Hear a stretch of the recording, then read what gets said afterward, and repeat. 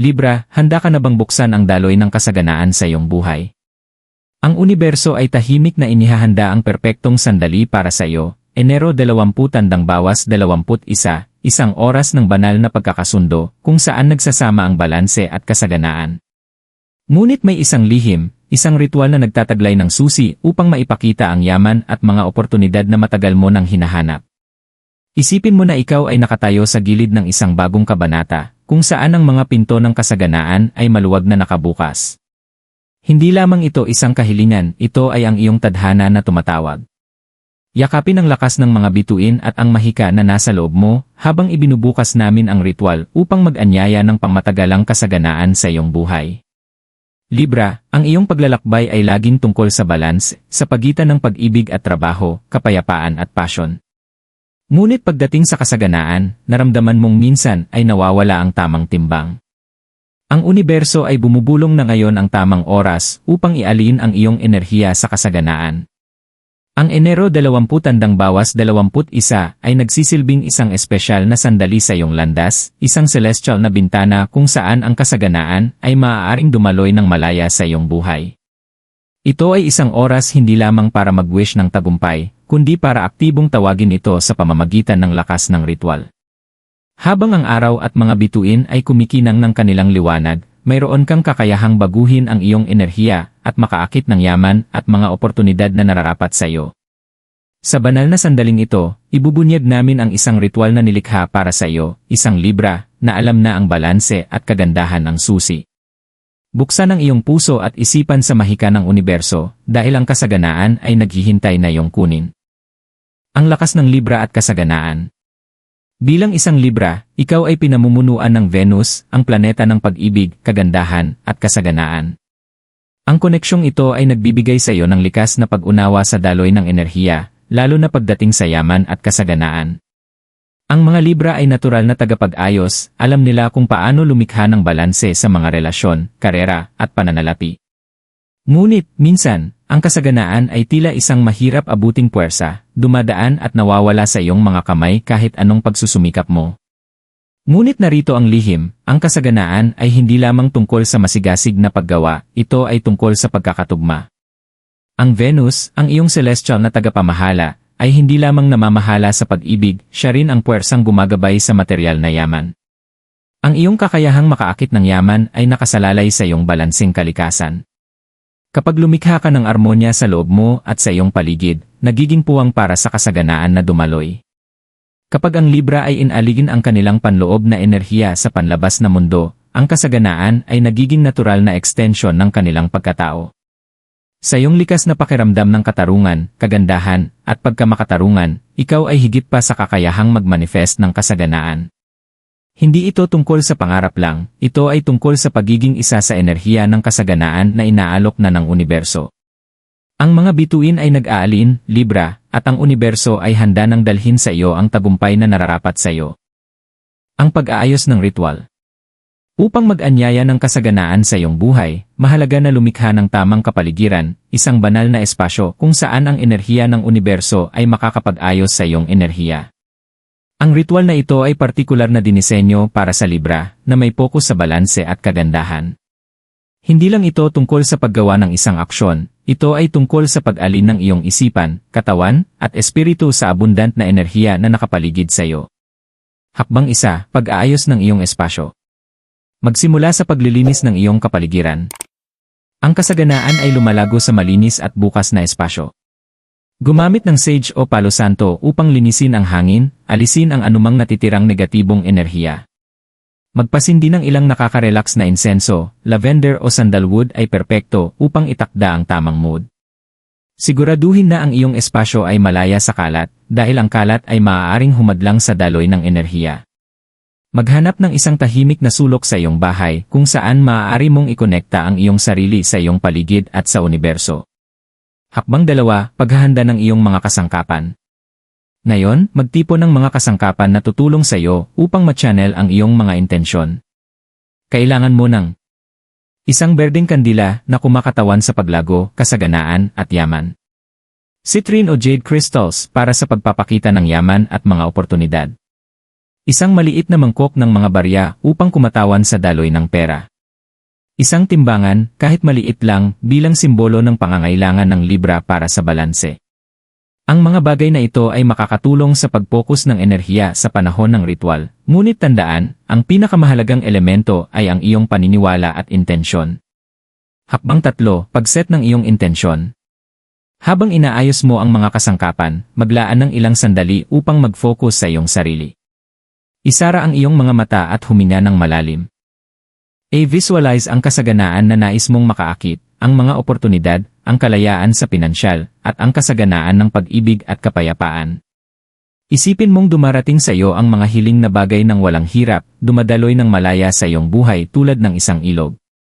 Hayaan mong punuin ka ng pagnanais na ito, ramdamin ito sa iyong puso, isipan, at espiritu.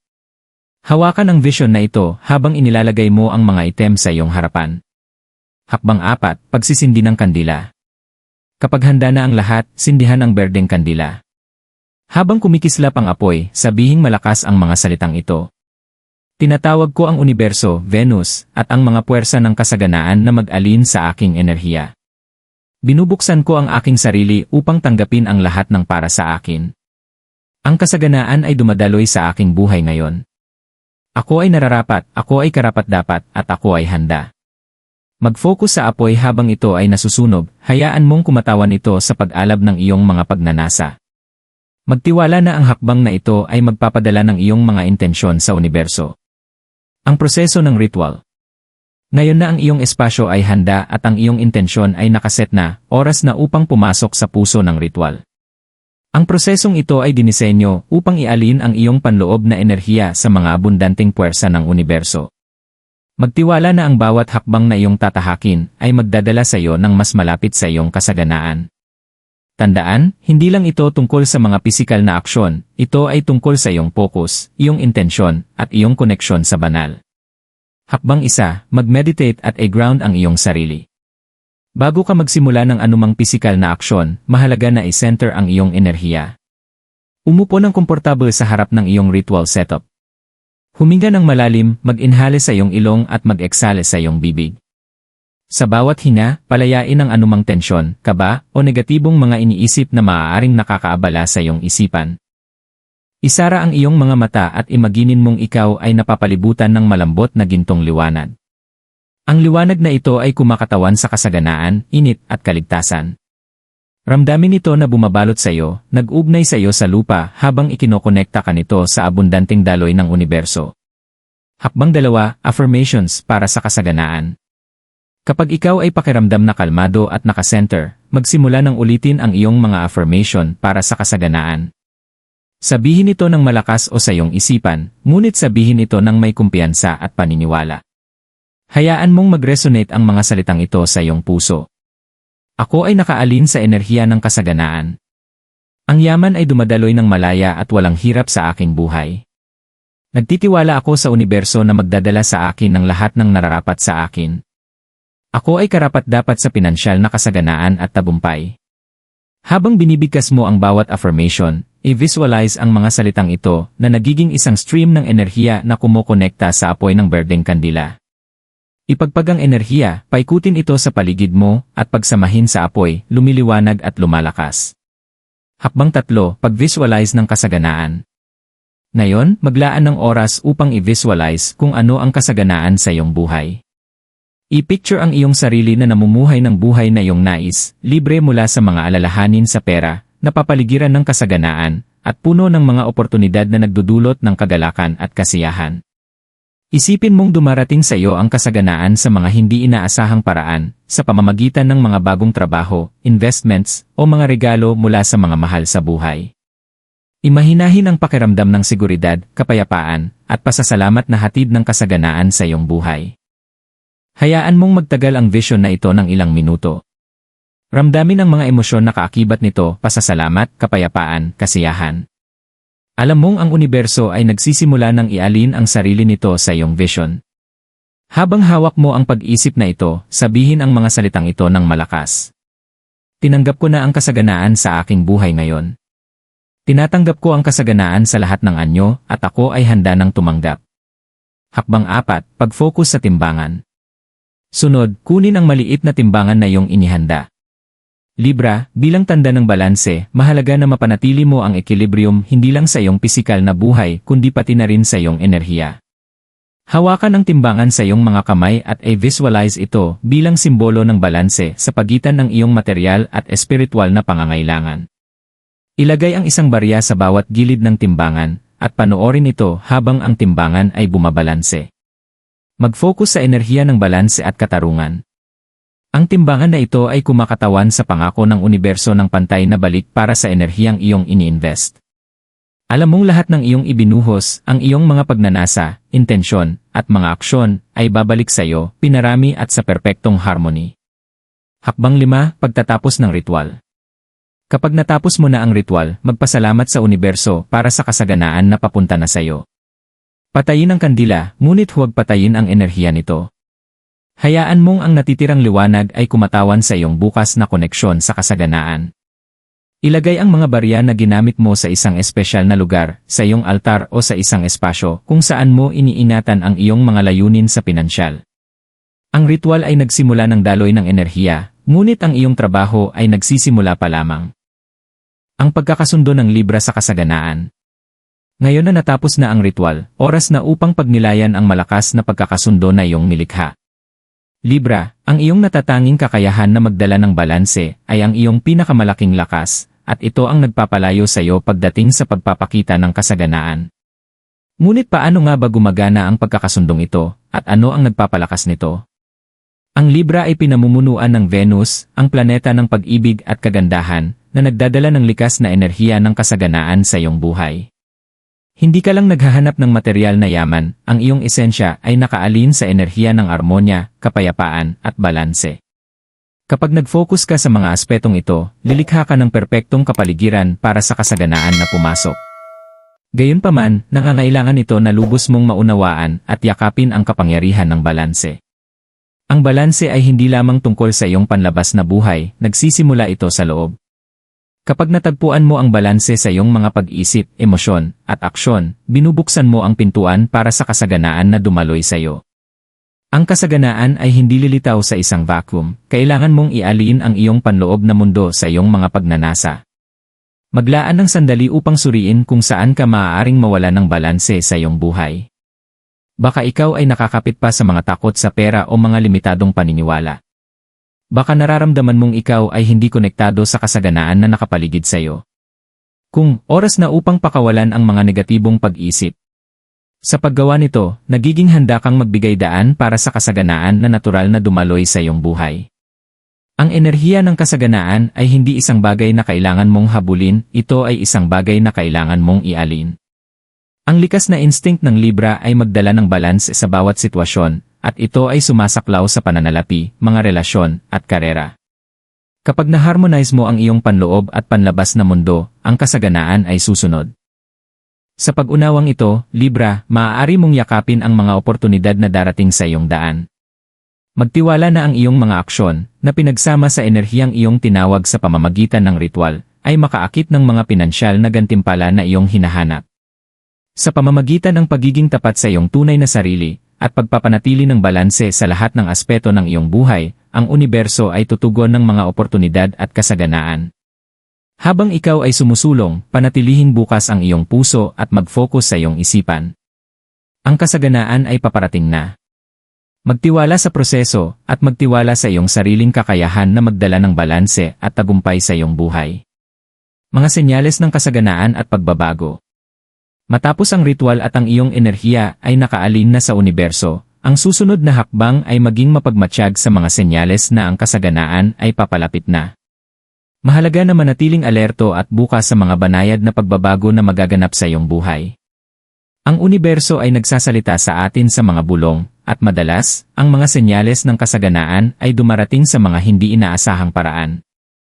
Ang mga senyales na ito ay maaaring magmanifest bilang biglaang mga oportunidad, hindi inaasahang kita, o kahit na pagbabago sa iyong enerhiya na magdadala sa iyo sa mga bagong landas.